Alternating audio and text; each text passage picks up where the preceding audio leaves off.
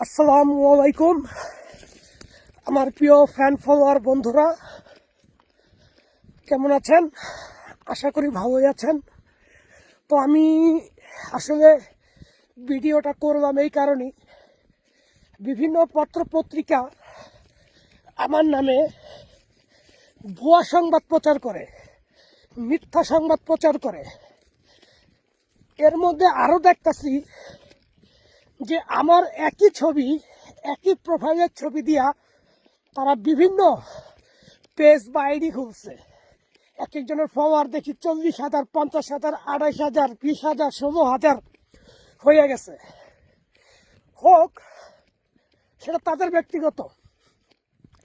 তবে আপনারা যাতে ভুল না করেন সেক্ষেত্রে আমি একটা বার্তা দিব। সেটা হচ্ছে, আমার অরিজিনাল আইডিটা কিভাবে আপনারা বুঝবেন? যেটা দেখবেন 3,90,000 উপরে ফলোয়ার। আবারও বলি, 3,90,000 উপরে ফলোয়ার, শুধুমাত্র ওইটাই আমার অরিজিনাল আইডি। আর এর নিচে, মানে 3,90,000 নিচে যত আইডি দেখবেন এগুলো সব ফেক আইডি। যদি আমাকে ভালোবাসেন, যদি আমাকে আপনারা পছন্দ করেন বাংলাদেশের নাগরিক এবং আপনাদের প্রিয় ভাই বন্ধু হিসেবে বা আপনাদের প্রিয় সন্তান হিসেবে, তাহলে ওই ধরনের ফেক আইডিগুলা আপনারা রিপোর্ট মারবেন। এটা আপনাদের সকলের কাছে, আমার প্রিয় ফ্যান ফলোয়ার সকলের কাছে আমার এটা অনুরোধ। দয়া করে আপনারা আমার এই অনুরোধটা রাখবেন। আর পত্রিকা আমার নামে অনেক ভুয়া সংবাদ প্রচার করে, সঠিকটা আমি আপনাদের বলে দিই। সেটা হচ্ছে, আমার নাম মোহাম্মদ সোহেল সর্দার নীরব।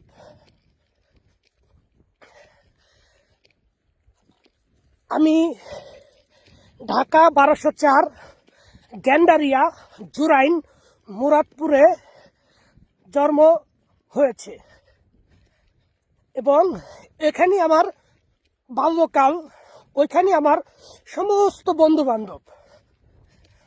তো 2005 সালে আমি এসএসসি পরীক্ষা দেই এবং পরীক্ষায় পাশ করে 2005-এই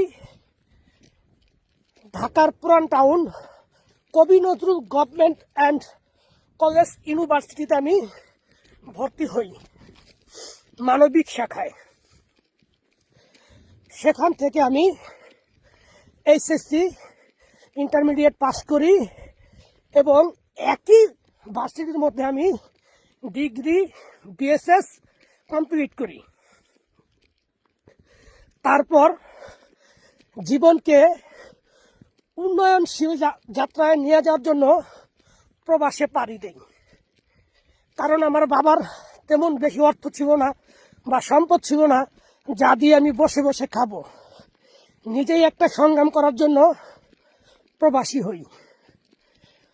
তারপর আমি 2012 সালে সৌদি আরব যাই এবং 2022 সালে সৌদি আরব থেকে বাংলাদেশে ফিরে আসি। ফিরে এসে দেখি যে বাংলাদেশের অবস্থা ভালো না। ব্যবসা বাণিজ্য করলে একজন আরেকজনের পিছনে লেগে থাকে। আবারও প্রবাসী হই। যেহেতু আমি দীর্ঘদিন প্রবাসে কাটিয়েছি, আমার অভিজ্ঞতা ছিল অনেক। তো আমি একটা চায়না কোম্পানিতে ইন্টারভিউ দেই। তারা আমার সরাসরি ইন্টারভিউ নেয়। সেই ইন্টারভিউতে আমি সফলতা অর্জন করি এবং নাম্বার 1 পেজে থাকি তাদের পছন্দে। তখন তারা আমাকে ওয়ার্ক পারমিট দিয়ে রাশিয়া নিয়ে আসে এবং সেই কোম্পানিতে আমি চাকরি করি। চাকরি করার পর দীর্ঘ 8 মাস পর আমি যাই শহরে ঘুরতে। তখন একটি বিজ্ঞাপন দেখি। বিজ্ঞাপনটা হলো যে রাশিয়াতে চাইলেই বেসামরিক মানুষ বা ভিনদেশিরা সেনাবাহিনীতে অংশগ্রহণ করতে পারবে। সেক্ষেত্রে আমাদের আবেদন করতে হবে। তো আমি প্রথম আবেদন করছি, তারা আমাকে রিসপেক্ট বা নেওয়ার জন্য ইচ্ছা পোষণ করে নাই। প্রথম ক্যান্সেল, দ্বিতীয়বার আবেদন করছি, দ্বিতীয়বারও ক্যান্সেল হয়েছি, তৃতীয়বার আবেদন করেছি, তৃতীয়বারও ক্যান্সেল হয়েছি। ক্যান্সেল হওয়ার একটাই কারণ, আমি রাশিয়ান ভাষা জানি কি না। তাদের ব্যাটালিয়নের মন্ত্রণালয় থেকে এই রিপোর্টটা করে। আমি তো ভাষা জানি না, কি করব? আমি ইংলিশ জানি, আরবি জানি, বাংলা জানি, হিন্দি জানি, উর্দু জানি, রুস্কি ভাষা তো জানি না। তাই কি করব? তখন শেষ চেষ্টা করি, আমি যেখানে থাকতাম সেখান থেকে 10.5 ঘন্টা শুধু বিমান দিয়ে যেতে হয়। জায়গাটার নাম হচ্ছে রোস্টভ অন ডন। সেই মন্ত্রণালয়ে আমি একই লিঙ্কে গিয়ে আবেদন করি, তারা আমাকে অ্যাকসেপ্ট করে।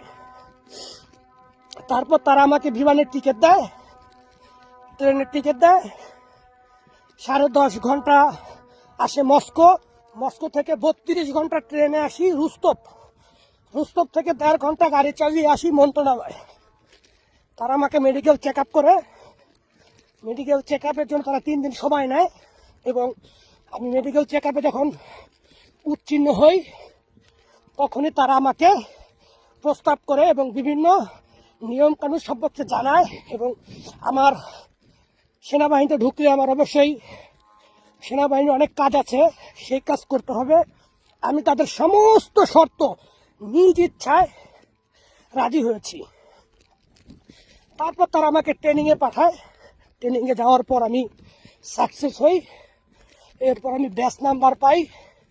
ব্যাচ নাম্বার পাওয়ার পর আমাকে একটি ব্যাটালিয়নের উপর দেওয়া হয়। আমার ব্যাটালিয়নের নাম হচ্ছে আলগা। এখানে প্রায় 2000 ব্যাটালিয়ন আছে, তার মধ্যে আলগা হচ্ছে একটা ব্যাটালিয়ন। তা আমি সেই ব্যাটালিয়নে আছি বর্তমানে। তো এই আর কি। তো অনেক সংবাদ পত্রিকা বলে যে জোর করে নিয়ে আসে সেনাবাহিনীতে। না, এরকম কাউকে নাই জোর করে নিয়ে আসে। তবে একটা রাস্তা আছে, বাংলাদেশে কিছু অসাধুরা আছে যারা কিনা এই ধরনের 2 নম্বর কাজ করে। তারা বাংলাদেশ থেকে কিছু লোকের এখানে নিয়ে আসা জোর জবরদস্তি করে ক্লিনিং এর কাজ দিবে বইলা তাদেরকে মনে করেন ঢুকায়া দেয়। তাদের জন্য খুবই দুঃখজনক। আমি এরকম লোক পাইছি, তবে তারা এখনো জীবিত আছে, আবার অনেকে মারাও গেছে, ওইটা বিষয় না। তবে আমাকে রাশিয়ান সরকার বা গভর্নমেন্ট জোর করে আমাকে দেয় নাই, আমি নিজের ইচ্ছা আসছি। কারণ একটাই, বাঁচতে হলে অর্থের প্রয়োজন, আর অর্থ ইনকাম করতে হলে জীবনে রিস্ক নিতে হয়। সেটাই আমি জীবনে রিস্ক নিচ্ছি। 1 বছর উপর হয়ে গেছে, 1 বছর উপর হয়ে গেছে। আলহামদুলিল্লাহ, আপনাদের দোয়া আমি এখনো সুস্থ সবল আছি এবং সেনাবাহিনী থেকে অনেক মেডেল অর্জন করছি। সেই বিষয়ে পরে ভিডিও দিব। তো আলহামদুলিল্লাহ সব দিক থেকে ভালো আছি। তো এখন আবার কাজে ব্যস্ত হয়ে পড়বো। এখন আপনাদের সাথে আর কথা বলতে পারবো না।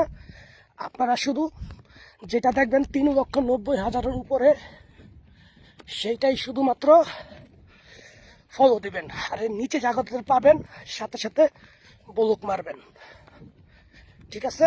আর আমার বাড়ি হচ্ছে জোরাইন মুরাদপুর, আর আমার বাবার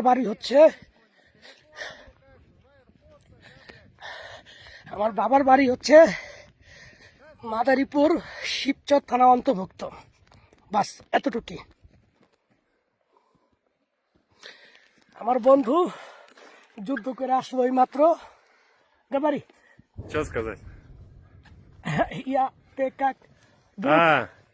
Я душный, это Уголек мой друг, я из России. Победа будет ও за нами. মাই কমান্ডার, এ হচ্ছে আমার কমান্ডার। দেখেন, এ হচ্ছে আমার কমান্ডার। সে আমাকে অত্যাধিক ভালোবাসে। তাদের ভাষা হচ্ছে ইয়া তেবে লুবলু। Я тебя тоже. কমান্ডার Давай, аккуратно.